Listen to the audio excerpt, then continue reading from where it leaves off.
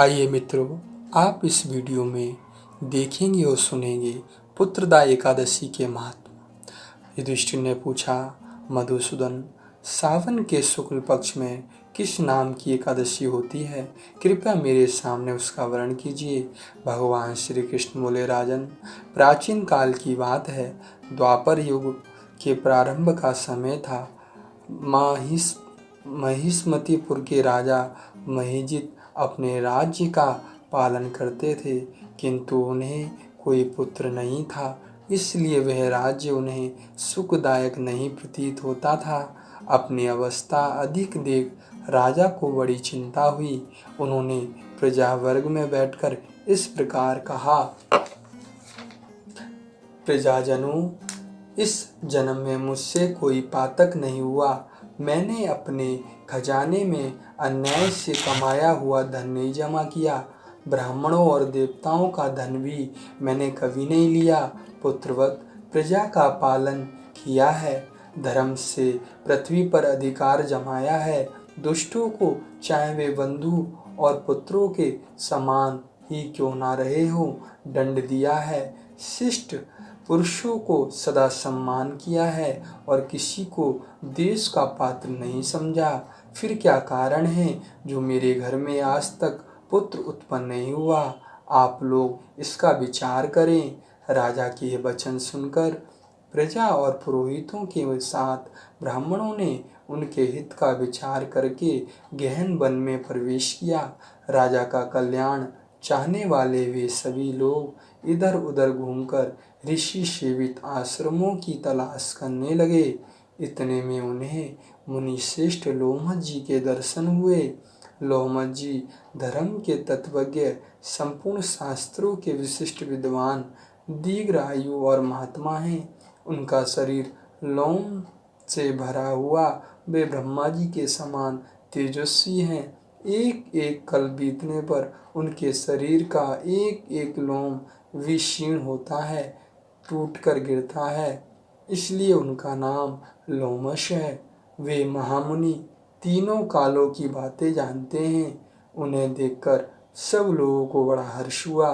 लोगों को अपने निकट आया देखकर लोमश जी ने पूछा, तुम सब लोग किस लिए यहाँ आए हो? आपने आगमन का कारण बताओ। तुम लोगों के लिए जो हितकर कार्य होगा उससे मैं अवश्य करूँगा। प्रजाजनों ने कहा, ब्राह्मण, इस समय महिजित नाम वाले जो राजा हैं उन्हें कोई पुत्र नहीं है। हम लोग उन्हीं की प्रजा हैं जिनका उन्होंने पुत्र की भांति पालन किया है। उन्हें पुत्रहीन देखकर उनके दुख से दुखित हो हम तपस्या करने का दृढ़ निश्चय करके यहाँ आए हैं। हे द्विजवात्म राजा के भाग्य से इस समय हमें अपना दर्शन मिल गया है। महापुरुषों के दर्शन से ही मनुष्य के सब कार्य सिद्ध हो जाते हैं। मुने, अब हमें उस उपाय का उपदेश कीजिए जिससे राजा को पुत्र की प्राप्ति हो। उनकी बात सुनकर महर्षि लोमश 2 घड़ी के लिए ध्यान मगन हो गए। तत्पश्चात राजा के प्राचीन जन्म का वृत्तांत जानकर उन्होंने कहा, प्रजावृंद सुनो, राजा महिजित पूर्व जन्म में मनुष्य को चूसने वाला धनहीन वैश्य था। वह वैश्य गांव-गांव घूमकर व्यापार किया करता था। एक दिन ज्येष्ठ के शुक्ल पक्ष में 10वीं तिथि को जब दोपहर का सूर्य तप रहा था, वह किसी गांव की सीमा में एक जलाशय पर पहुंचा। पानी से भरी हुई बावली देखकर वैश्य ने वहां जल पीने का विचार किया। इतने में वहां अपने बछड़े के साथ एक गौ भी आ पहुंची। वह प्यास से व्याकुल हो ताप से पीड़ित थी, अतः बावली में जाकर जल पीने लगी।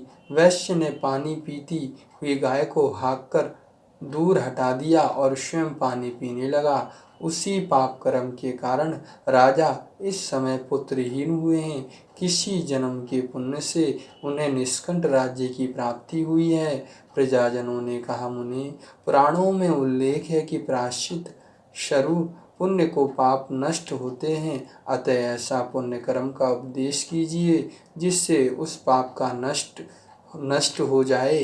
लोमश बोले, प्रजाजनों, सावन मास के शुक्ल पक्ष में जो एकादशी होती है वह पुत्रदा के नाम से विख्यात है। वह मनोवांछित फल प्रदान करने वाली है। तुम लोग उसी का व्रत करो। यह सुनकर प्रजाजनों ने मुनि को नमस्कार किया और नगर में आकर विधि पूर्वक पुत्रदा एकादशी के व्रत का अनुष्ठान किया। उन्होंने विधि पूर्वक जागरण भी किया और उसका निर्मल पुण्य राजा को अर्पण कर दिया। तत्पश्चात रानी ने गर्भ धारण किया और प्रसव का समय आने पर बलवान पुत्र को जन्म दिया। इसका महात्म को सुनकर मनुष्य पापों से मुक्त हो जाता है। यह लोक में सुख पाकर परलोक में स्वर्ग गति को प्राप्त हो जाता है। श्री कृष्णाय अर्पणाय अस्तु।